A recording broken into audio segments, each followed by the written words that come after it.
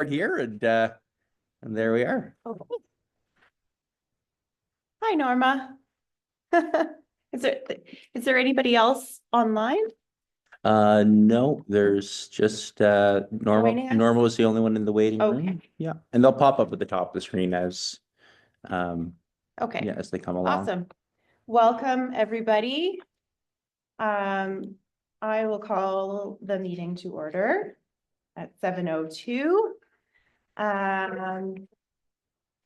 Why? Let me let Cody in. Okay, so we're all here.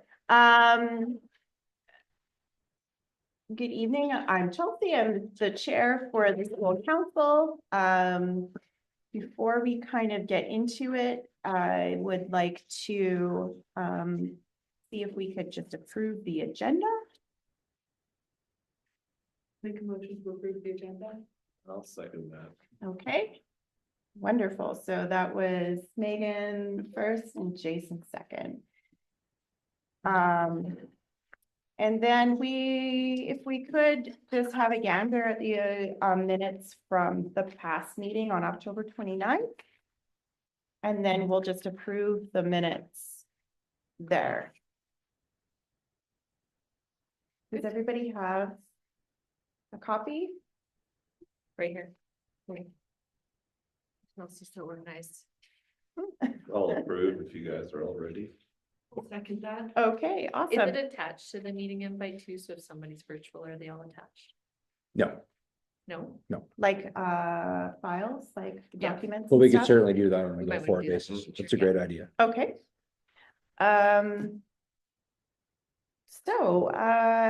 First of all, I just kind of wanted to welcome everybody to the school council meeting. This is the first meeting that I've chaired, so I might make some mistakes. Just bear with me. I'm Chelsea DeVault, and if we could just go around, I've made these like nice little name flags. So maybe just introduce yourself anyways around the table. Repeat. Parent. Megan Lang, I'm a parent and a teacher here as well. Corey Scott, parent. Jason Fair, parent. I just came here because there was like no parents, so I was Yeah. like, I'm coming. Okay, awesome. I'm Cody Kempster, I'm the assistant principal. What? Hey, Colin McDonald, principal. You, Colin, next time, could you write your letters a little bigger? Sure. I'm bugging you. When you're done, can you do mine? We have Norma on the call. And yes, Norma, do you want to introduce yourself? Sure, I'm Norma Lang. I'm not related to Megan, spelled a little differently, and I'm the school trustee. Good evening, everybody. Good evening. Thanks for making it on Zoom.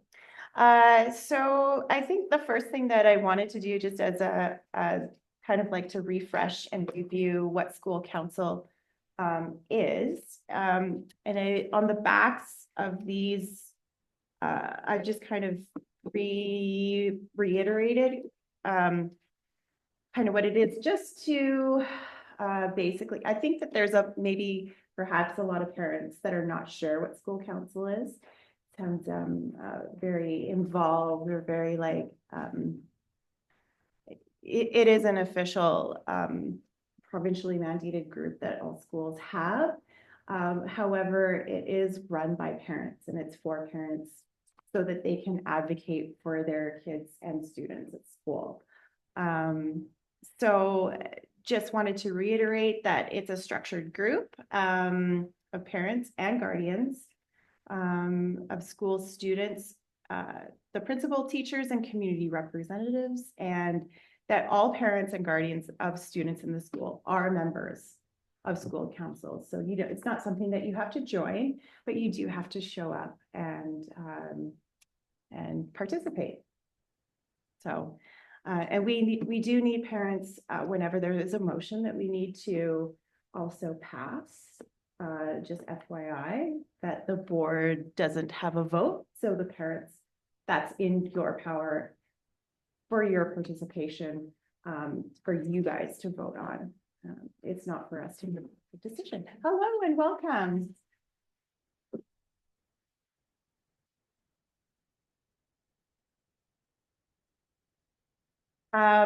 So what are some of the things that we can do here at school council and discuss together would be to advise the principal and the board on educational issues that pertain to the school. So any kind of planning, we can even bring up budgets and things like that. Areas where you think that we need to focus on, missions and policies, goals and programs offered. We can all discuss that as a group and participate and have our say. And it's also to establish and review the school council's goals and objectives. There's a spelling mistake there. Action plans and procedures, and it's to communicate and consult with other parents and community members. So like if there's a community member in Crossfield, like Deb from Stacked or something that wants to come in and like explain, she's doing something about like a food program or something for the, something like that for kids and food, things like that. And then we just meet regularly. So it's a once a month at the last Tuesday of the month. Things that are not part of school council are things like, because it's an advisory group, we have a separate group that their mandate is just to fundraise. So we don't deal with any fundraising, but we can advise. If somebody has like a really awesome plan or an idea to fundraise for an objective that we have as parents and guardians, then we can bring that in together with the fundraising group and bring that up. It's just not a lobby for any other parts of government, municipal or provincial or federal. There's no like school governance things that need to be discussed here, employment issues and complaints. So hopefully if you have anything that you need to discuss with Colin or Cody, we just hope that you can make that a private meeting and also kind of respect whenever you're at the school council meeting that we don't like name names or anything if we're going to discuss somebody in the community or yeah, just keep it to yourself. Yeah, so are there any questions about school council and the how you can be involved? I think I just add to it that the intent is that everybody be proactive and collaborative, and we're trying to work towards an improvement or betterment of some sort, and not just be what everybody's here for. Yeah, I brought also some different wording. We had a wonderful lady named Brenda come in from the Alberta School Council Association that helped us write up our bylaws last year. And she just brought like a lot of great information. And I just thought if you wanted, it's kind of the same information, a little bit more in depth on the table if you wanted to take a peek at those. And I think the bylaws are available online as They well. are, yes. Yeah. Yeah. And further to all of that, like, tell your friends, like, get some more people out here. This is like. How many students do we have? Yeah. Got 420 some. Yeah, technically 418, but we've grown since then. It's probably 423, Yeah. 425. So I think then that's like the We all reason why we represent wanted to 50 bring up people. what school council is and what the purpose is. And it's really for you parents and guardians to advocate and to chat and discuss about ideas and things about what your child's experience at school is like. So yeah.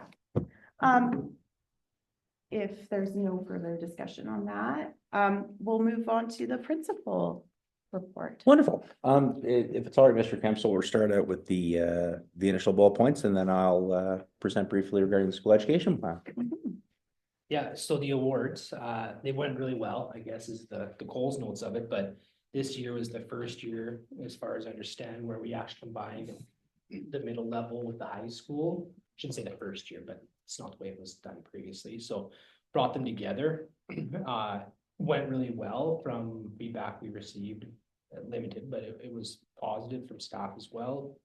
We were done in about an hour and a quarter, so I wasn't up there speaking in full speed mode, but trying to make sure that we weren't sitting for a really long time. But yeah, and moving forward, we're gonna have some conversation with staff, and then bring parts of those conversations to council around what awards might look like in the future. Just I don't want to say tidy things up isn't the right word, but just rethink different components of it. So that's something you have to look forward to in the new year when we get back together. Halloween parade was great. You know, I always draw my own personal experience. I've seen a Halloween parade with kindergarten to grade 8, and then when I found out we still do it at high school, I was like, this is awesome. So I dressed up as a clown this year, so I got a lot of side eyes from a lot of students about, like, you know, everyone else is wearing the white shirts with the what was White lies. white lies, that's right. And some of them were pretty awesome, so I partially regret not wearing a white t-shirt, but the clown costume was still very well received. Did as you it carry a was. red balloon? I did not. Oh. No, I wasn't a scary clown. It's kind of like a chubby, fun clown. So yeah, the Halloween parade was really great. You know, to see all the students that hung around in the gymnasium was great. If you haven't seen it before, definitely come on next Halloween. But it was really good.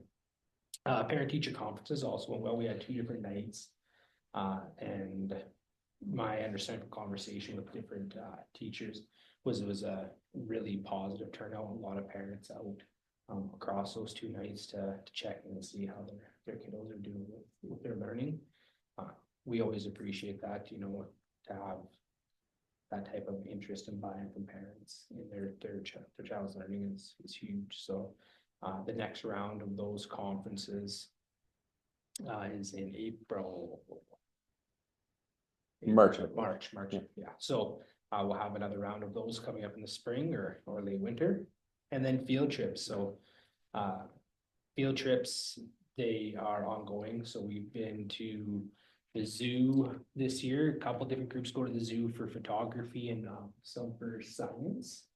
And we've had a group go to Big Hill Springs Park for an outdoor and sport performance field trip, which was good. We had snow, I think, a couple days before we went on that trip, so it was a good learning experience for some that you need to show up prepared for the weather. Despite the despite the ongoing conversations with the students, you know, I'm having the conversation. I had the conversation today. I said, you know, we have 8 inches of snow out there. We're going out tomorrow, so I like the way you lay the blame on the students. to try to. So yeah, I don't know, maybe I need to email the parents more and get them to, so they're aware too, but you know, you can only teach the lesson so many times of taking all the side with running shoes on. And 8 inches of snow before you're gonna get some kickback around students wrecking clothing and cold feet, but so we have those field trips have gone on. We also have we had a couple field trips, one to SAIT, which I think we spoke about briefly last time. But then just after that, we had a group go up to Red Deer for the Agri-Trade, the farm show up there, which is exciting. And more work towards doing those types of trips to engage our older learners about, you know, future opportunities for them. And yeah, I know there's other groups that are looking to continue the field trip experience, and it's, you know, field trips, a lot of times they're looked upon as being that fun event, which is of course what we're doing them for, but trying to connect to curriculum, so making them very intentional so that it's not a lost day, it's a day where you can put some hands on and have some hands-on experiential learning versus hearing about it or reading about it in the classroom, so. And then last but not least, we did mention this last time, the ELAA, that, gosh, the acronym slips mine. But they're coming in next Friday, and that's where they're, sorry. The Educational Liaison Association of Alberta. So it's representatives from most of the post-secondaries in Alberta that are coming to sort of sell their school and provide information to students. We've been here for many, many years. So that's exciting, coming up next Friday. How many are coming? I think the email that went out said 20. We don't always get everybody because we're a small school. Yeah. 20 is a lot. 20 is a lot. You know, the bigger schools get way more representation than typically we do, but we're happy to have any of them come. Mhm. You know, and there's a lot of favorite schools that our kids here at Murdoch like to go to, you know, Lethbridge and there's places in Edmonton, Calgary, Royal, Yeah. Saint, Nate, you know, so those ones are almost always Okay. represented, which is great. Yeah. So, sorry to. No, I'm your glad, spiel. thank you. You know better Well than I pushed, do, yeah. so thank you. Melissa, I just wanted to, sorry, pause for one moment and say that we're recording this, because we're without a secretary tonight. So just to make you aware, and Melissa Hardy is here as a Parents. parent. So we're- Yeah. I'm the counselor and the teacher. Okay. Wonderful, thanks. And that's the end of my update on my end, so. Yeah. Any Thank questions you. about anything, Raj? Just in regards to that, for secondary colleges are coming. Is there any job fairs or any things like that? Well, for the If first recent time- Field trips or hands-on. Yeah, for the first time ever, the town actually put on a career fair last year. That was spearheaded by the town and we jumped on board and some of the other high schools from Airdrie actually bussed kids out here to participate in that as well.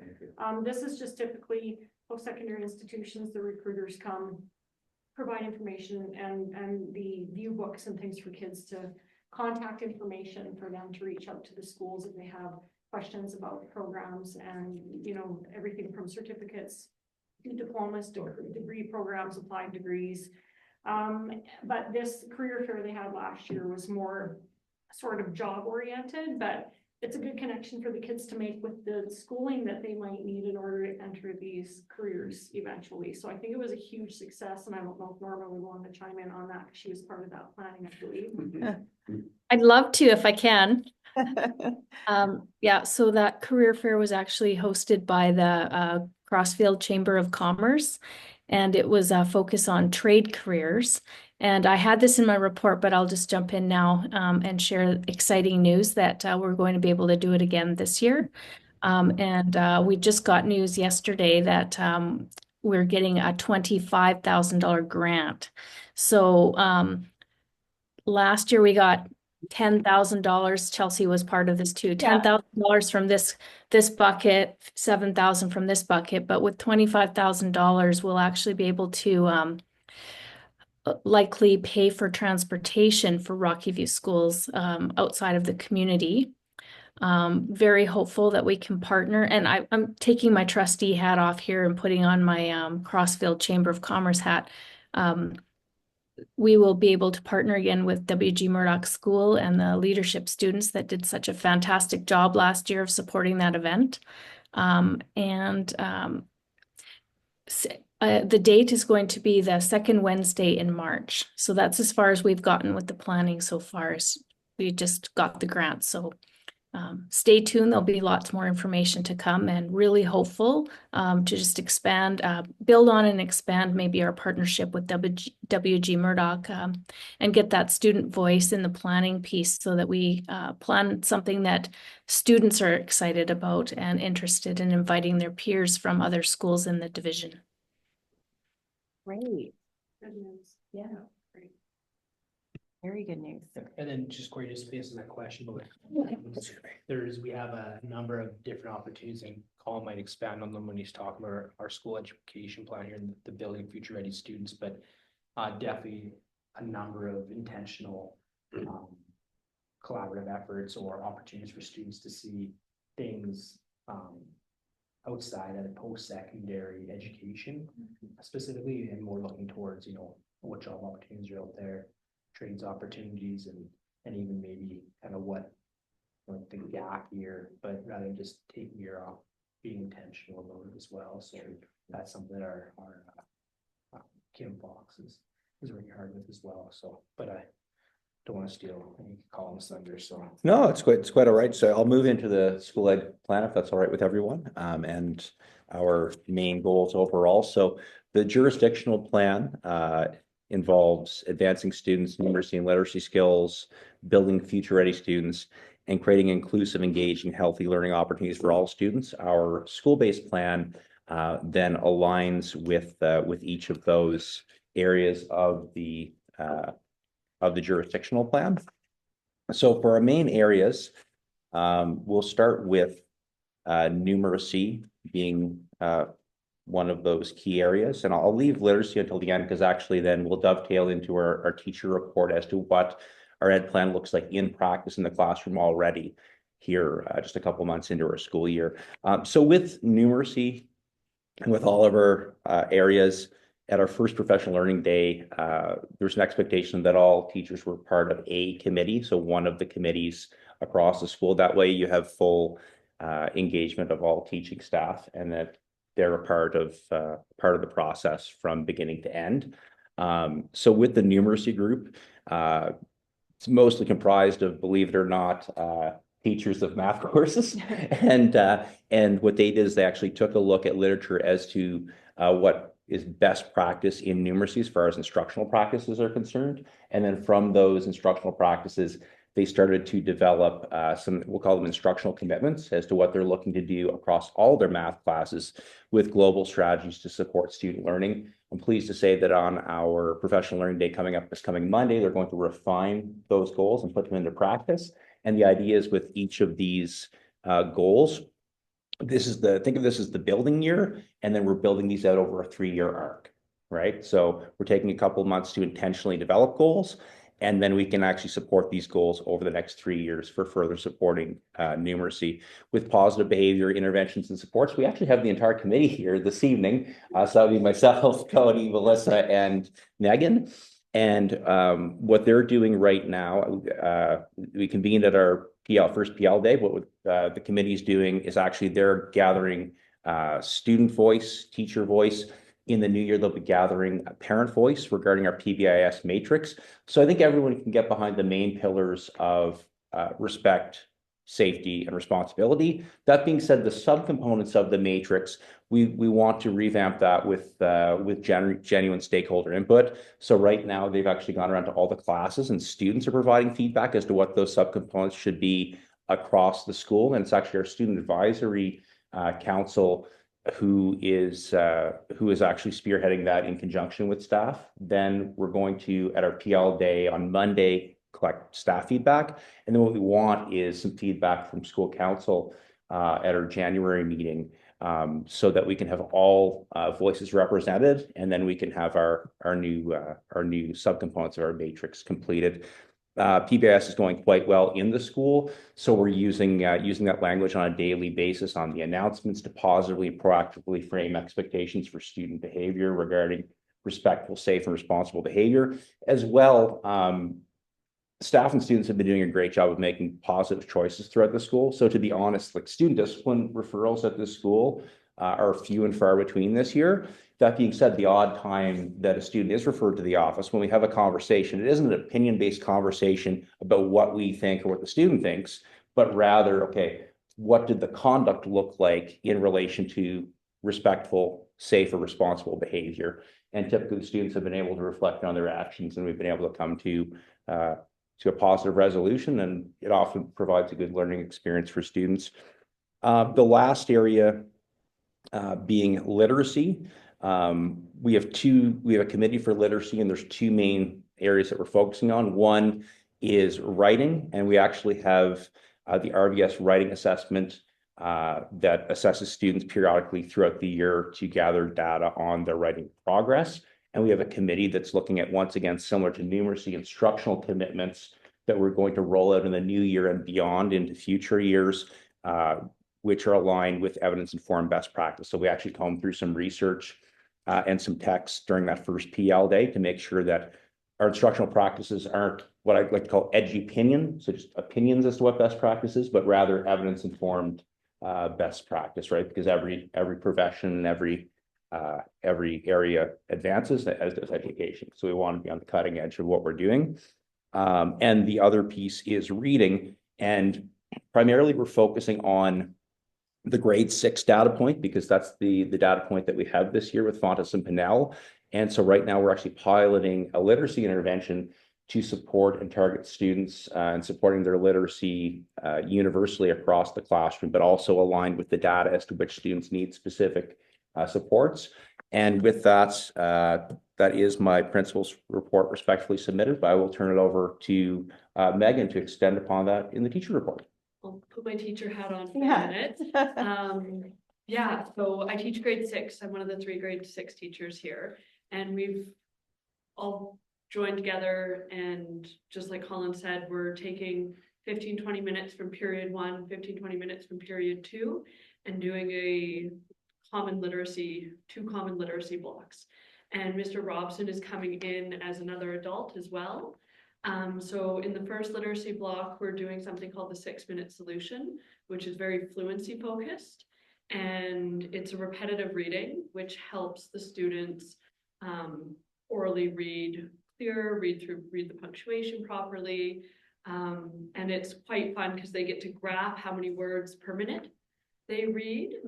And I actually wanted to share just a quick story. We had one of our students who's on our radar as being slightly below grade level. They've been working through this with the teacher and came to the teacher in tears the other day because they had seen their progress so clearly improve in just the week that they were doing it. Oh, cool. And they were over the moon. So while we're doing that, I'm actually pulling an individual to work one-on-one with them. They were identified as needing quite a bit of intensive support, so I'm doing that with them. And then in the second block, the second literacy block, we're doing essentially guided reading, where every groups have been created, and they're working on different book studies. And one group per day gets to meet with the teacher and really intentionally go through and work on comprehension strategies. And while we're doing that, again, Mr. Robson, our learning support teacher, is coming in and is taking a group of, I believe it's 5 or 6 kiddos, and working really intentionally with them to bring them right up to grade level. So it's been really successful, and the kids are engaged in it and enjoying it, and it's bringing tears to the eyes of at least one kiddo in a good way. Very cool. Yeah, that's exciting. And actually, one last piece from my report, I overlooked one of our main areas, and that's building future-ready students. So actually on Monday, we have a committee once again for supporting student strengths and aligning student strengths with potential career exploration opportunities. There's already a survey that's gone out to students. I remember at our last meeting we discussed, is there something going out to capture student strengths and also potential career interests and to help with alignment or understanding of that. So our wonderful teacher, Melissa Nishaw, at our first professional learning day created that survey. It's already been distributed and completed by the overwhelming majority of students. Our plan is to have it completed by as many students as possible prior to our professional learning day come Monday. On that Monday day, Assistant Director Earl Castiglione will be coming out, and he'll be sharing about how the jurisdiction can support us in this area. So I'll give you one example. For the Agri-Trades field trip, no promises, but retroactively, we may be able to actually get some funding toward the busing for that jurisdictionally, because this is a priority area for the jurisdiction, not only the school. And the committee's working on providing additional opportunities to explore careers this year, and then building out in the second year over a 3-year arc to connect more deeply with CTF modules. So think of those as optional courses that have direct career connections. And then in the 3rd year, connecting more deeply to core courses as well. So it's well well interwoven into the fiber of W.G. Murdoch School. And that now actually is my principal's report, respectfully submitted. What grades is that for again? The capture, I believe, is grades. Well, it's going to be all grades across the school, but the Oh. capture of the survey, let me get back to you. I'll check that right now. I'll get back to you Okay. before the end of the meeting. Yeah. Great, thank you so much. Yeah, if you don't mind, just get Zoom. That's wonderful. Does anybody have any questions or about anything that was discussed? Okay, we're gonna move on to the trustee report from Norma online here. Hi, everybody. My apologies for not being there with you in person. I'm actually up in Edmonton, spent the day at Barnett House, and will be there again tomorrow, so I wasn't able to get back for your meeting. I have a few things to share with you. So first off, I just wanted to talk very quickly about school council stuff, and let you know that so Rocky View Schools pays for memberships for each of the school councils in our division to be a member of the Alberta School Councils Association. And that association always has an annual conference. They've made the decision to do that in this upcoming year online, so it'll be in April. And they haven't released any details yet, but I will keep you up to date on details of the ASCA AGM and conference as they are revealed to us. And just one more thing on school councils. Coming out of our joint school council meeting that we had in October, we committed to doing a survey of school councils. And we're just working out the final details of the survey and the questions that we want to put to you. So you can just watch, Chelsea, on your official school council email. The survey should be coming out in the next week or two from Melissa. And you're welcome to share that with members of your school council and collect as many responses as you like. Okay. And I wanted to share that last week, so just like your Alberta School Councils Association and the teachers have the Alberta Teachers Association, us as school boards, we have the Alberta School Board Association. And last week we had our annual general meeting in Edmonton, and we're lucky to have the Premier of Alberta and Minister of Education Nicolaides both speak to us and share remarks, but also take questions. So that was interesting to hear them talk. And one of the things that Minister Nicolaides was excited to talk about is the upcoming work to develop new middle school curriculum in math, social, and wellness. And in the report that I'll send you electronically, I have a link to the press release about that if anybody's interested in more information. We also, when we came together for our Alberta School Boards Association meeting, what we do, when you come to your school council, and Chelsea talked a little bit about this, you get to do advocacy advocate for students at your school, to myself and to your school admin team. And what we do is we advocate on behalf of school divisions to the ministry, so Alberta Education, but also to the minister and to the government. And we passed a bunch of resolutions on specific issues that we're directing our association to represent our voice. And when they meet with these officials at the provincial level, they can express that they're sharing the voice of all school boards, all 61 school boards in the division, in the province. Our resolutions were on things like increasing funding for cybersecurity. We always are looking for ways to get more money into school divisions. So we passed a resolution to asking the government to consider increasing grant funding rates proportional to inflation, and to maintain the impact and value of the grant funding to support student success. We passed a resolution about rural student inequities and trying to get the government to consider ways to help connect rural students to post-secondary studies. and ensure equitable access to higher learning. We passed an interesting one where we're lending our support to the agency formerly known as ADAC, that's part of Alberta Health Services, on the issue of flavored vapes, and just really hoping that the Alberta government would potentially move forward with legislation to make them illegal for kids under make it illegal for them to be sold, period. It was the intention of that. And the last one that we grappled with was the announcement that the government of Alberta made about making sex education opt-in, where we've always had the opt-out model in Alberta. So if you don't want your children to participate, then you fill out a form.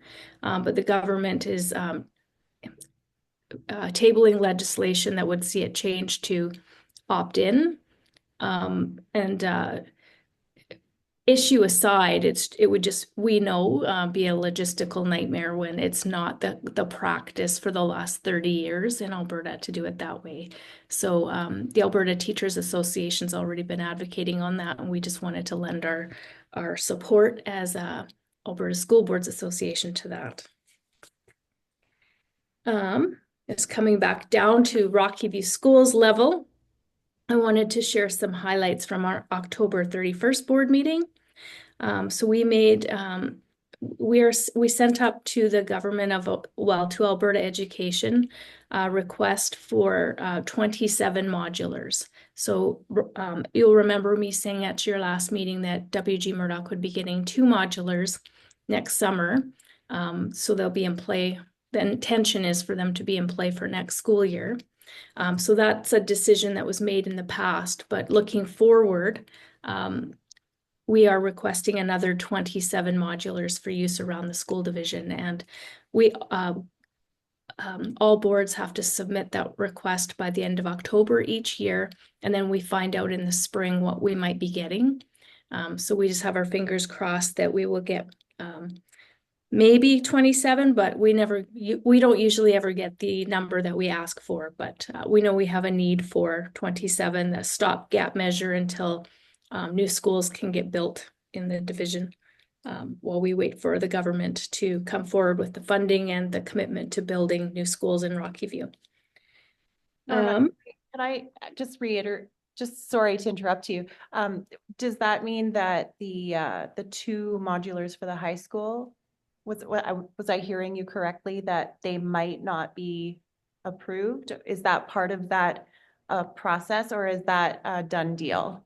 That's a done deal. So those are definitely coming. Part of our request with the 27 that we just sent up, and so those are the wish list that hasn't been approved yet. But if we did get 27, the intention would be to put 6 of those at Crossfield Elementary School. Okay. So there's only room for 2, the 2 that are coming in the summer to WG. There isn't room to put more than 2 on your school.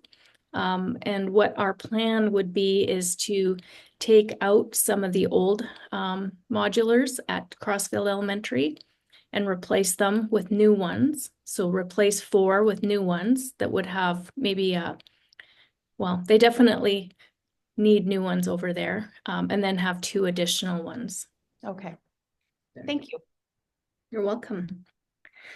I was talking a little bit about the provincial budget cycle. So they announce modulars in the spring when they announce their budget, and that's when we find out how much money will get spent in the Alberta education budget.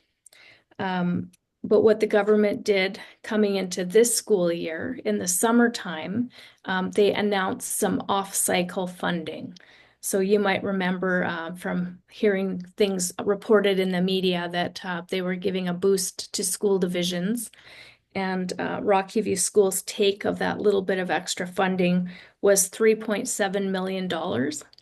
So the challenge with getting money kind of tossed at you in July is it's amazing, it's wonderful to get extra money, but we'd already developed our budget for the school division at that point, and schools had submitted and done all their budgeting. And then, as you know, there's not a lot of people working in education in the summer. So it really means we come into the school year with $3.7 million of extra funding.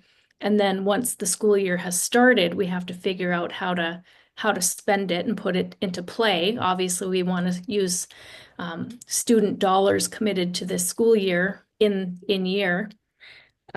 So at our October 31st meeting, we came up with a spending plan for that extra $3.7 million.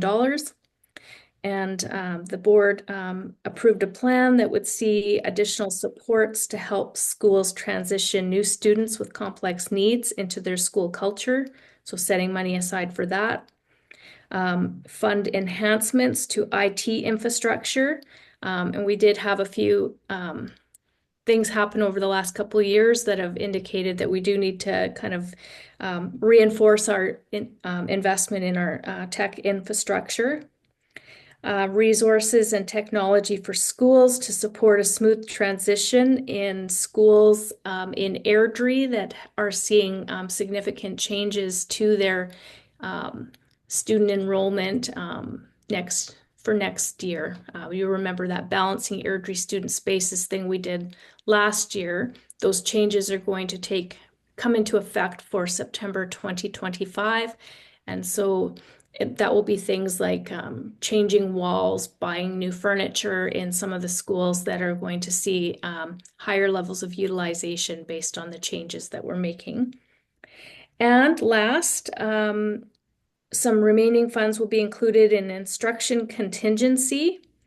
So really that means there's some money that's just been set aside to deal with emerging issues at schools.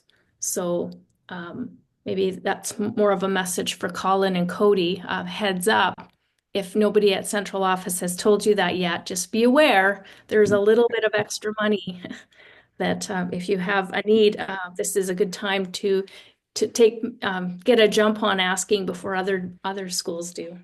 Duly noted. Moving forward to November 14th board meeting, we were happy to have a student showcase set up where we were able to celebrate students from around the division, and there were 7 of them who achieved 100% on diploma exams in the June sitting. It was courses like Bio 30, Math 30-1, Physics 30, and Chem 30. And the students that achieved those 100% were from Cochrane, Springbank, Birchchurch and Airdrie, and Chestermere. We also, on the November 14th meeting, received a report from the superintendent with the annual education results.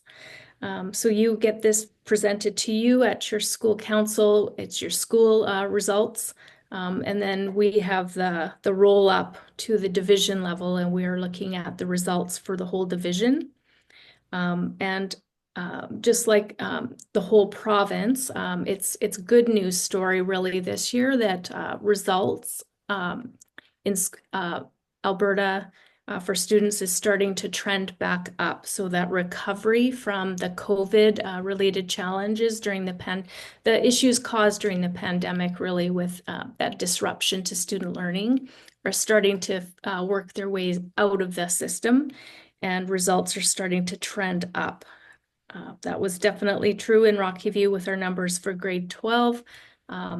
Our grade 6 and 9 results are still showing that there's some recovery left to happen. And our Associate Superintendent of Learning, Lori Meyer, shared with us that part of that is just that younger kids, there was more disruption to the learning. And so the recovery will take a little bit longer because of that. Grade 12 students already firmly, but when the pandemic happened, had solid numeracy and literacy skills in kind of set already. And that is the reason why that she gave as to why it's taking a bit longer at the 6 to 9 level.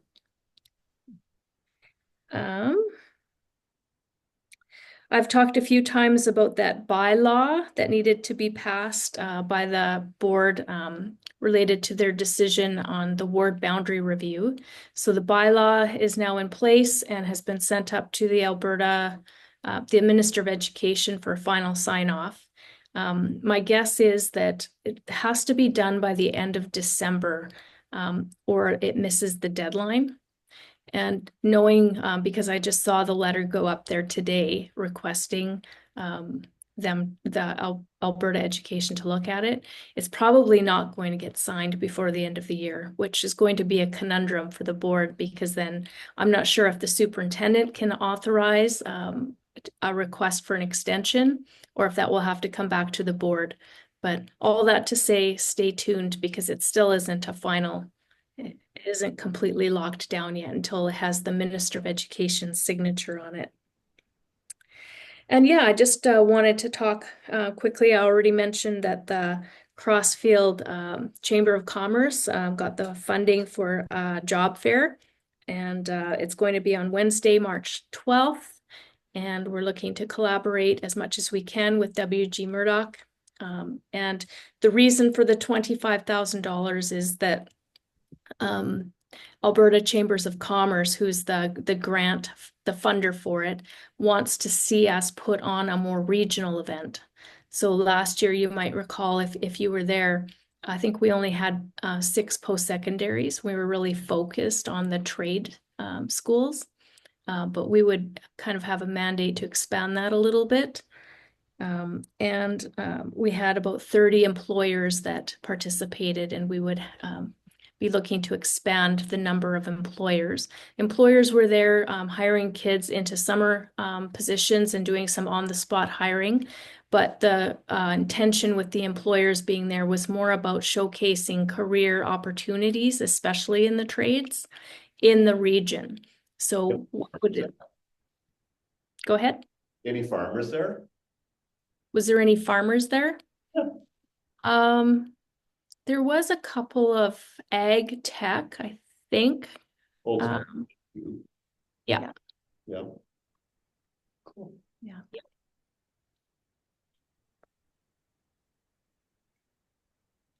Yep, and that's my report. Oh, okay, wonderful. Thank you so much, Norma.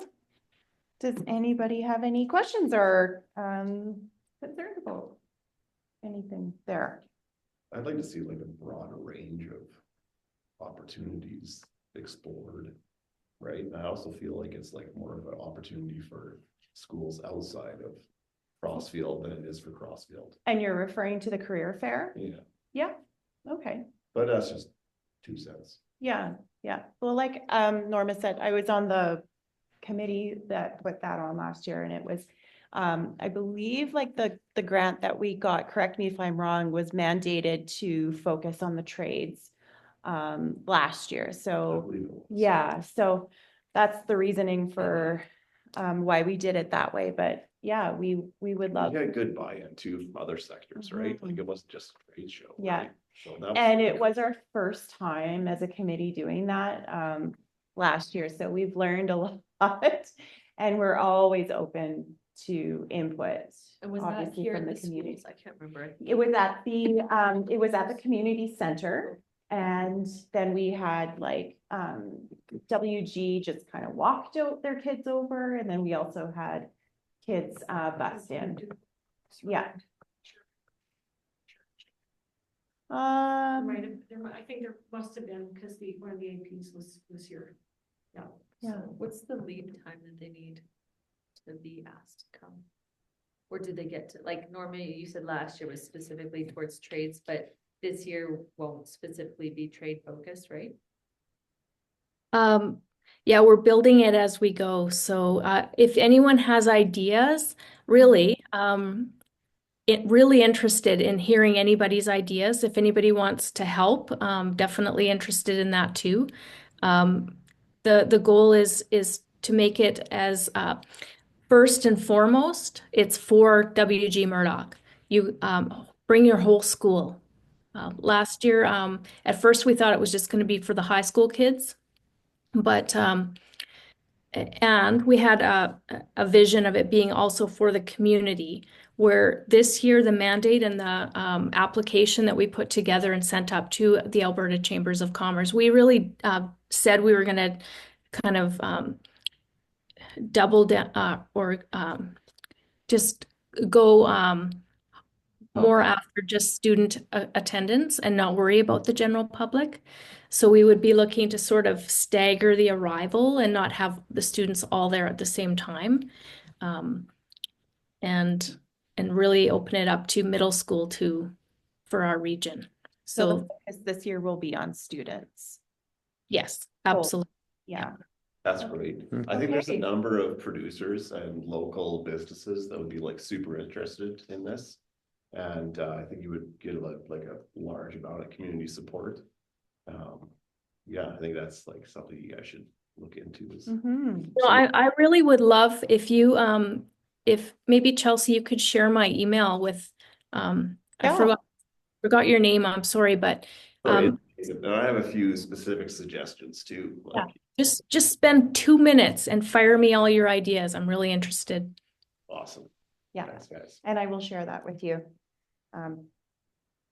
Email. So, thank you, again, Norma, for doing that awesome report. I'm gonna give it over to Carrie, We have if you're okay with That's that. totally fine. We only have 7 minutes left. Yeah. So not to rush it, but we just wanted to put forward for this year, as opposed to just taking things in stride. We were trying to be as proactive as we can and pre-plan. But I just wanted to put it on the table to just have anybody call out any big topics, any goals that we want to focus on for the year, any problems we're trying to solve, or even how we can be better as a parent council, so that we can plan into that as opposed to just hitting things up as they come. So Mhm. open to any suggestions. Man, further to that. No, go ahead. Why is there no parents here? This is so quiet. Like 400 students and like. That's 57 per person. Well, I think it is, Yeah, when I send Like- an email out from School Messenger, yeah, I can give you a pretty close number. When I send an email out from School Messenger, parents and guardians were looking at about 800 contacts. And it did go out, it did go out to all 800, but yeah, I think, you know, the word of mouth piece though, and having those conversations with people is really what gets people here. Like I'm a redneck stick in the mud. You guys need more people to like outvote me. Yeah, you're a valuable friend I'm here. trying. And Megan and I work at the school, but we're both parents here as well. I've had 2 boys in the building, one's Yeah. graduated. So I'm at the other end. I've got one left in grade 12. And you've got one in grade 6 and another one coming in a couple years. Couple years. So I she's have 4. Maybe we need some spicy topics to tackle this year. And then that'll entice parents to Peer join. pressure. There's that too. Do you think it would help if we put something I mean, help us colorful spicy. into the Trojan Times? Like a little bit more, like, Yeah, it's okay if I make, you please go ahead. No, that's it. I just thought that's a great idea. Yeah. Like, I think. Cause purpose everybody is gets important. that, right? yeah. And everybody pays attention to it too, like. There's this is a time for parent voice, not mine, but just maybe to dovetail off of a couple things. So you mentioned about the community connections. So we have our next committee meeting on Monday for building future ready students. And a big part of that is going to be community connections. We're going to need connections with people in a variety of industries Mhm. to make those meaningful connections to curriculum, right? So I think in the new year, that's one of the areas where I know as a school, we will be putting a call out, or committee will be looking to further engage parents and guardians with that. The other piece as well, that could maybe help to center the conversation around a specific topic would be the matrix that we're co-constructing. So for example, if it's all right with school council, during the January meeting, that's when we'll be able to share, if it's all right with the committee, don't want to speak for the committee, but the student feedback that we've collated, the staff feedback, but then what we want is then review of that by parents and guardians and parent voice. And then we can take all of that and put it together and have a really genuine matrix that has all of those stakeholder voices involved. So those are a couple of potential topics that could further engage people, because then they know, okay, my voice is part of something. If I'm part of this, maybe then I'll be, supporting a direct initiative with the school, or my voice will be heard in a matrix that we're likely going to use for years and years and years. So just a couple of thoughts, and now I'll. You're meeting next week. What kind of people you got showing up, do you think? Like, what So, kind of- yeah, so we have our assistant director from the jurisdiction. So the jurisdiction itself under the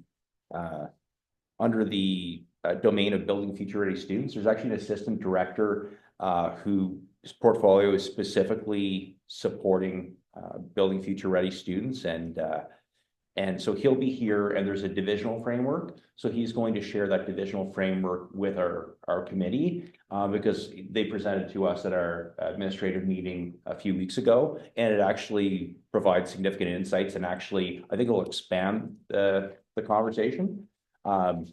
And then from there, then we're at the point where right now, this year's goals very much involve getting students out to experiences such as AgriTrades, for example.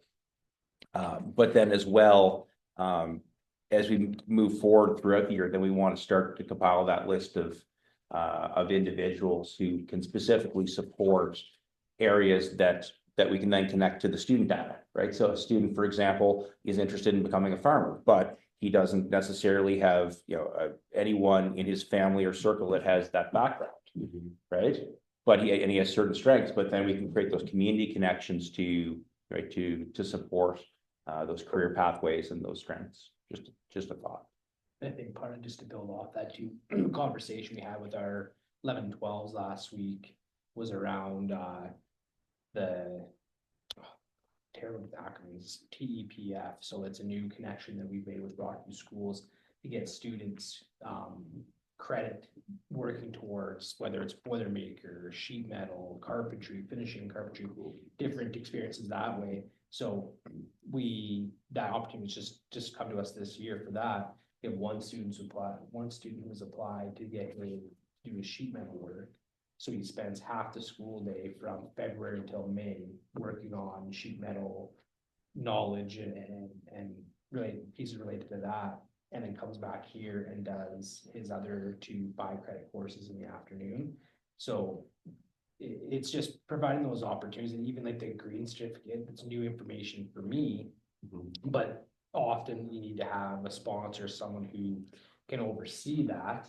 So I think the more we talk about it as a school, and the more we talk about it here and within the community, and the word of mouth that'll come from that, hopefully the more opportunity that students will have, because the idea that you have to be a farmer to do green certificate related to poultry or cattle, that's not the case. You can do it just by having. Well, same with trades too, right? Of course, and that's the RAP program too, is that you Yeah, have that, yeah, except exactly. that person's gonna sponsor you.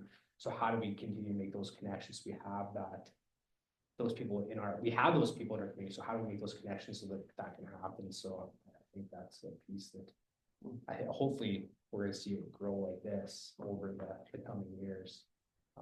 With some community and student engagement. Well, Cody, with the growth of the community and more businesses moving in, because we've been doing this for years, we've always had these things available, RAP and work experience and green certificate and dual credit. It's been kind of depends on what post-secondaries are offering that year.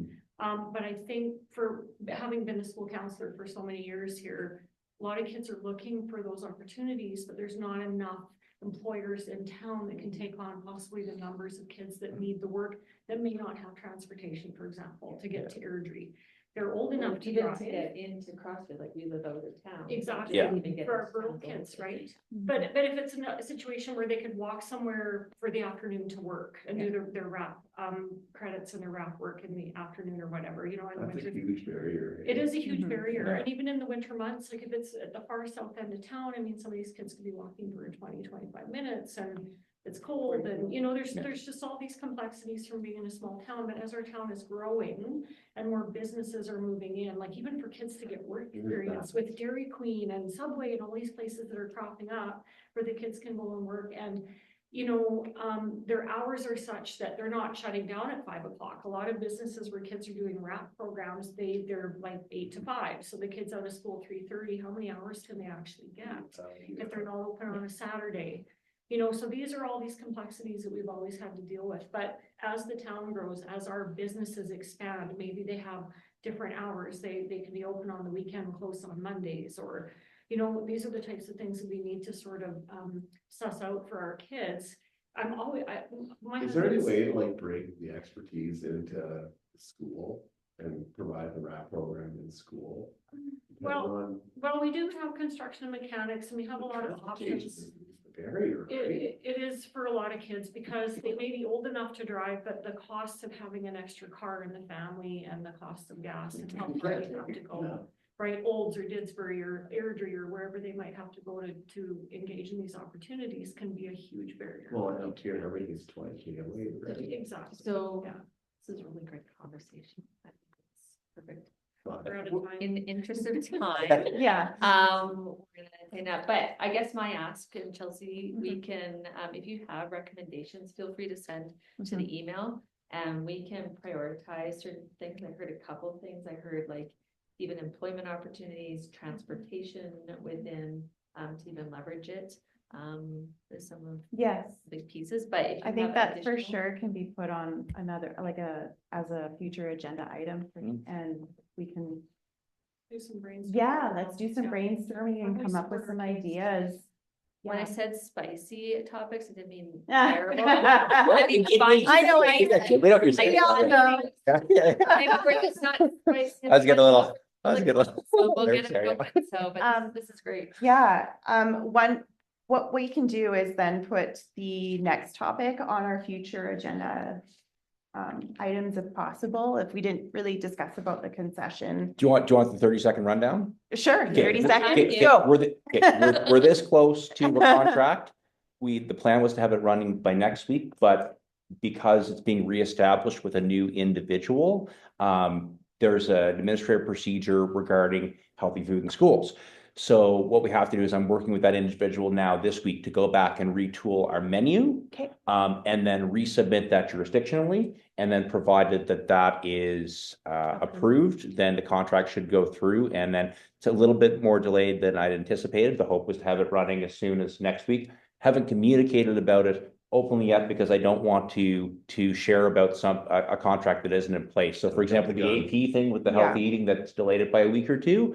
If I said, hey, we're gonna have it December 2nd, and then we don't, it's not ideal, right? So the minute that contract is signed and finalized and we've met all of the jurisdictional pieces, then we will have a concession. Like from our point of view, like, good job. Thank you. No, thank you. Thank you. Yeah. Well, selfishly, there's gonna be some days that I'm probably be popping out of myself, right? So it's a win-win for everybody. Like, yeah. So our goal is to keep the meetings kind of right on time for you guys. So it is 8:04.